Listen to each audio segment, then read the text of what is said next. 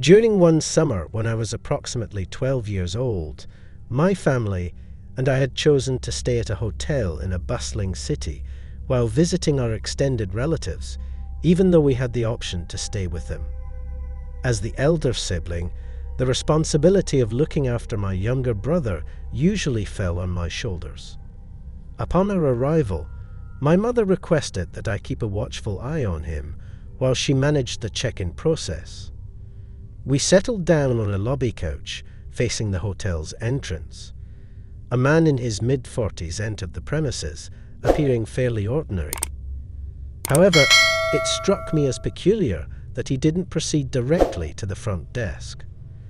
This slight deviation from the norm made me slightly uneasy, as I entertained the thought that he might be following us.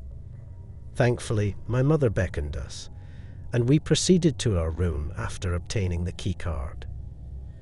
Later that day, following a visit to our family, we returned to the hotel, and my mother suggested that we all take a dip in the hotel pool. After changing and making our way to the pool area, we were taken aback when the same man entered and took a seat. It was apparent that his intentions did not include swimming, and his presence caused concern for my mother. She discreetly pointed him out to me and informed me that if he didn't leave within 5 minutes, we would need to return to our rooms. When he failed to depart, we gathered our belongings and made our exit. Back in our room, my mother appeared tense, and I too began to feel increasingly uneasy, particularly because it seemed the man was keeping an eye on us. During a movie halfway through the evening, my mother decided to take a shower. Just then, there was a knock at the door, and a person with an unusually high-pitched voice claimed to be from housekeeping. While it struck me as odd for them to arrive so late, we did need an extra towel, so I cautiously opened the door. To my horror, it was the same unsettling man from earlier. He greeted me with a smile and a wave, causing me to freeze in fear as my mind raced with worst-case scenarios. Thankfully, my mother emerged from the shower, spotted the man, and swiftly pulled me back into the room, slamming the door shut and locking it securely. She promptly contacted the front desk to report the man's presence, while I suggested that she call the police. Ultimately, she opted to change rooms, and at that very moment, we heard the sound of footsteps fading down the hallway, away from our room. The man had left. We quickly switched rooms and were fortunate enough not to encounter him again during the remainder of our stay. During the 1960s, my neighbor's parents, who had retired, made a life-altering move from India to the United Kingdom. They established a unique tradition of annual visits to their homeland, India, and their UK residence, balancing their time between the two. When I was 15 years old, my neighbor's family graciously invited my family to accompany them on one of these journeys. At that stage in my life, I fancied myself a hardcore Viking rock prince, complete with long, flowing blonde hair and a crimson kerang. Regrettably, my curly locks had different plans, rendering me looking more like a cherub. Nevertheless, I eagerly embraced this adventure, even if it occasionally led to mistaken identity. My neighbor's father had meticulously orchestrated this vacation with military precision.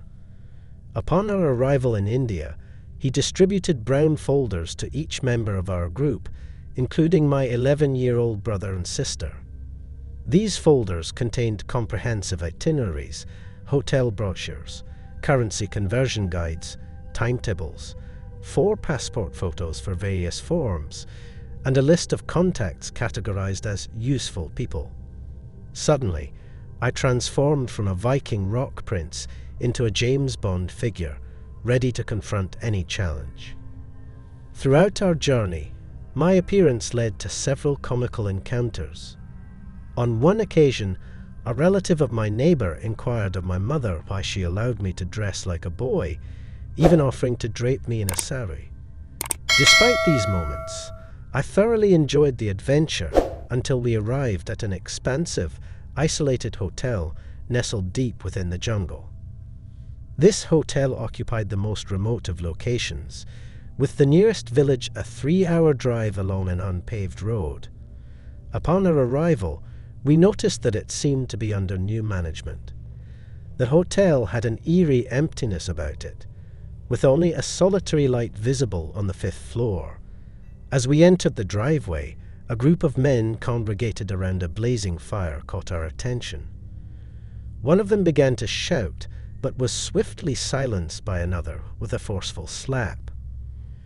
A formidable figure, whom I likened to an Indian drug lord with a touch of Alfred Hitchcock's flair, approached our vehicle and extended a welcome to the hotel. He checked our reservations and escorted us to the lobby, which mirrored the desolation outside.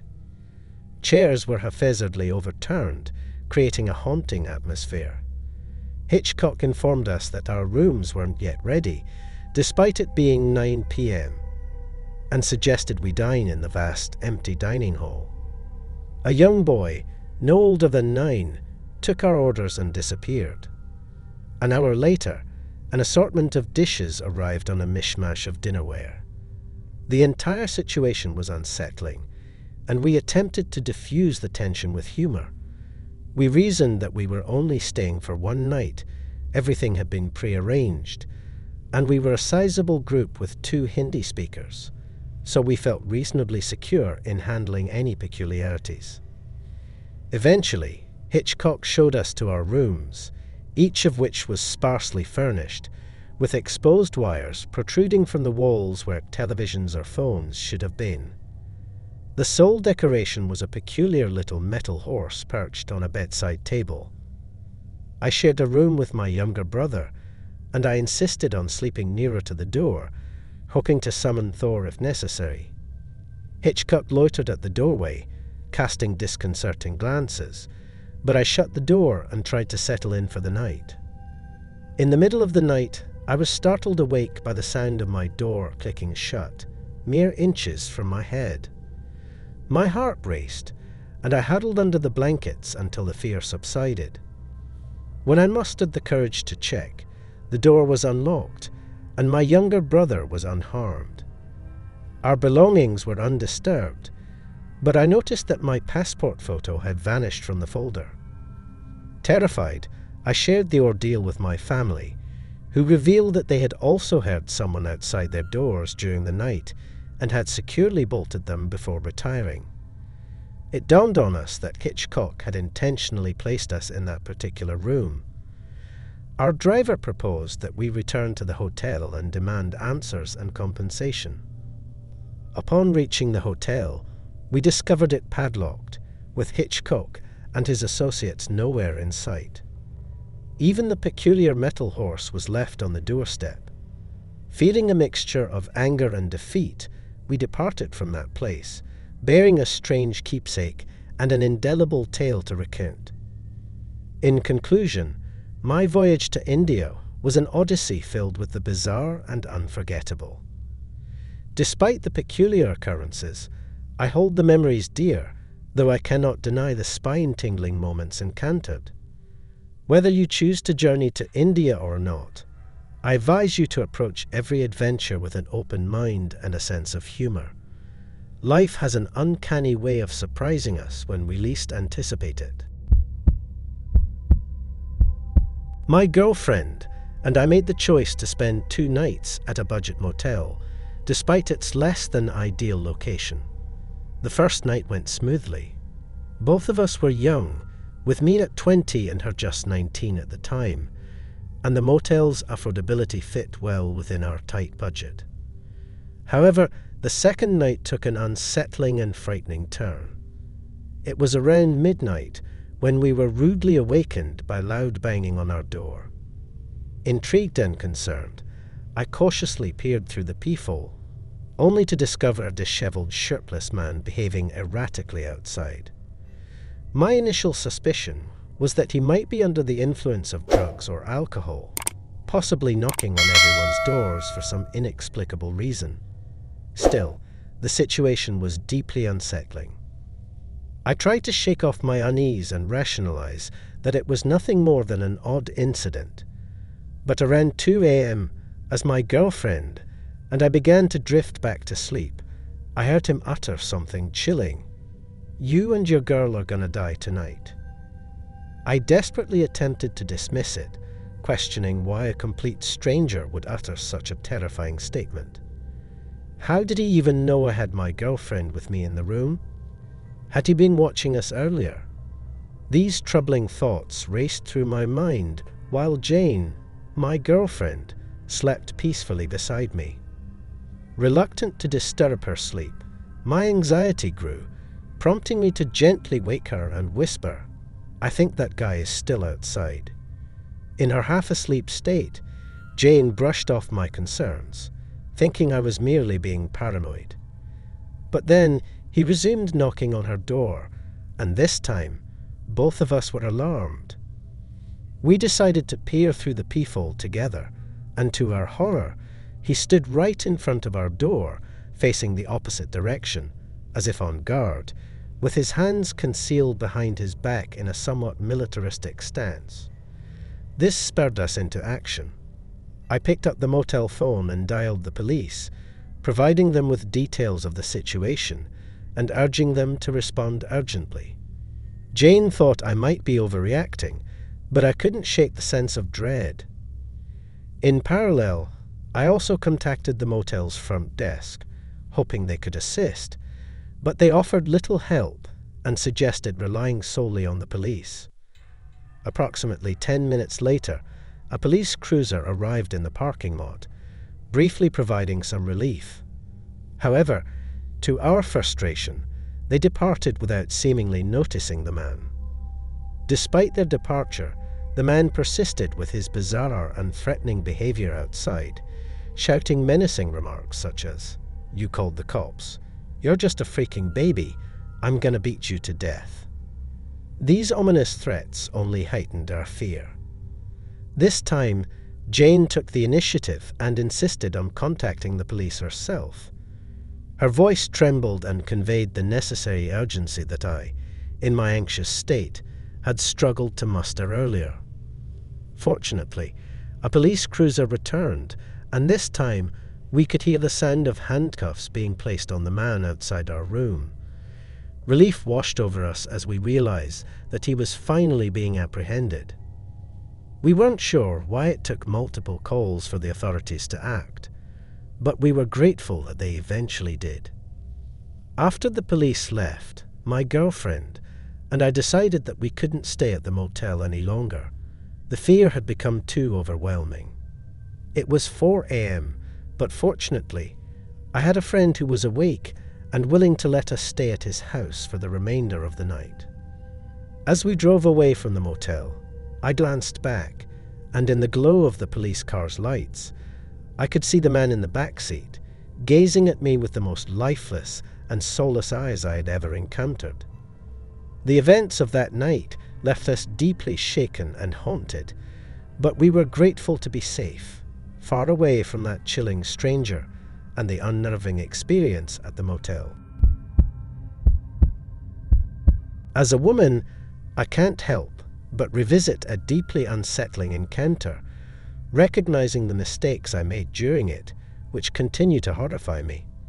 Yet, I also view it as a valuable cautionary tale, serving as a stark reminder to maintain vigilance and caution in all aspects of life. Typically, I take pride in my skepticism and heightened awareness, immediately locking car doors upon entry, heeding gut instincts, and refraining from using my phone in public spaces. Despite these precautions, I found myself caught off guard just last week, and the experience has left me profoundly shaken. This incident unfolded during a business trip to Phoenix when I opted to stay at an embassy suite, a hotel I'd frequented without issue in the past. Though I observed that the hotel appeared to be understaffed this time, my concerns were overshadowed by the familiarity of my previous stays. One morning, at approximately 6:45 a.m., my hotel room phone rang. Assuming it was the front desk calling for some reason, I answered the call without suspicion. On the other end, I encountered a man possessing an undeniably suave, charming, and disarming demeanor. His friendly approach drew me into the conversation without an immediate realization that something was awry. The man skillfully led the conversation down an unusual path, inquiring about my identity as Jenny, and dropping hints about an unforgettable experience in Cleveland. Attempting to play along, I struggled to recall such an encounter, deeming it unlikely. Nevertheless, I remained polite and engaged as he adeptly navigated the call. Gradually, he admitted to calling the wrong Jenny, seemingly harmless.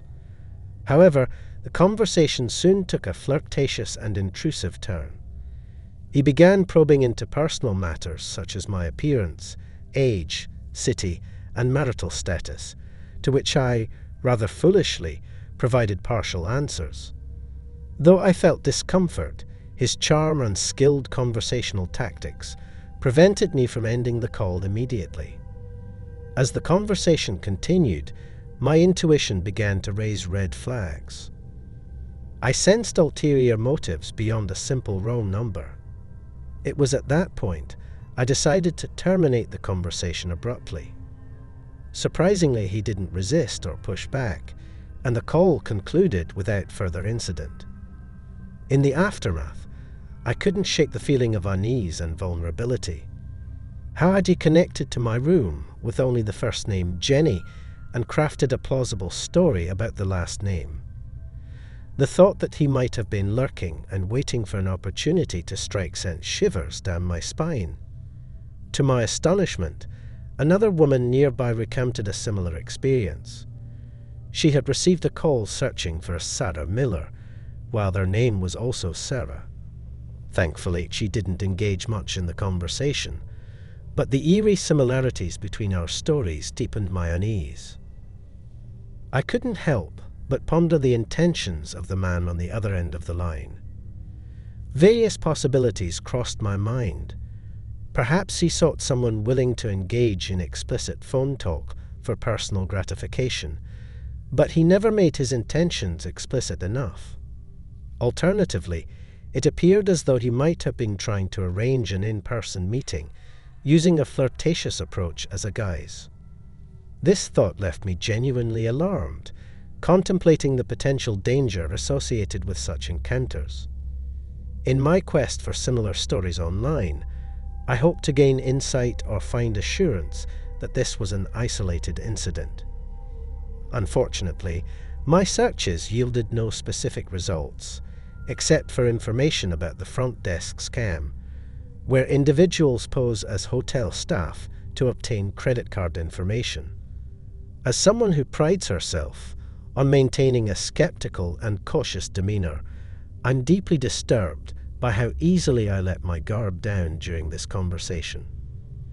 My friends were equally shocked when I shared the story with them, as I am typically the last person they'd expect to fall into such a situation. Reflecting on this encounter, I'm still attempting to fathom the man's true intentions. It's difficult to dismiss the possibility of potentially dangerous scenarios, yet it's also plausible that he was simply a lonely individual seeking a date, albeit through deceptive means. This entire incident has left me profoundly shaken and serves as a poignant reminder to remain vigilant, even in seemingly secure environments. I hope that sharing this story will raise awareness and caution among others, emphasizing the importance of trusting our instincts and never underestimating personal security. Approximately 2 years ago, when I was 17 years old, I had a rather unsettling encounter while vacationing with my mom in South Africa. We were staying in Cape Town for a few nights before returning to Australia. My mom had always shared eerie stories from her childhood in South Africa, so I was already feeling on edge. One morning, I decided to have breakfast a bit later than usual. My mom was about to head back upstairs to pack, and since it was a well-staffed hotel, she wasn't worried about leaving me alone. While I was eating, I noticed an Indian woman around 40 years old sitting nearby and watching me. It wasn't extremely odd, but it left me with a lingering sense of unease. After I finished my meal, I made my way to the elevator, and oddly enough, the woman followed me. Inside the elevator, I pressed the button for my floor, but she didn't select any floor. I didn't think much of it at the time, and as the elevator doors closed, she struck up a conversation, asking about my background and age. Her English seemed limited, and I told her I was 17 and from Australia. She mentioned that her brother lived there. When we reached my floor, I was eager to exit and escape her friendly yet unsettling questions. However, she persisted and suggested I visit her room. She pointed to a room on my left, with the door wide open. My curiosity got the better of me, and I peeked inside. To my horror, I saw a man in the room, sitting on the edge of the bed, looking at the woman and then at me. My gut instinct screamed at me to run, so I darted to my room without hesitation. Fortunately, they didn't pursue me, and I made it back to my room safely. I briefly mentioned the incident to my mom when she asked why I was out of breath, but I didn't go into all the details at that moment, such as seeing the woman at breakfast or her not selecting a floor in the elevator.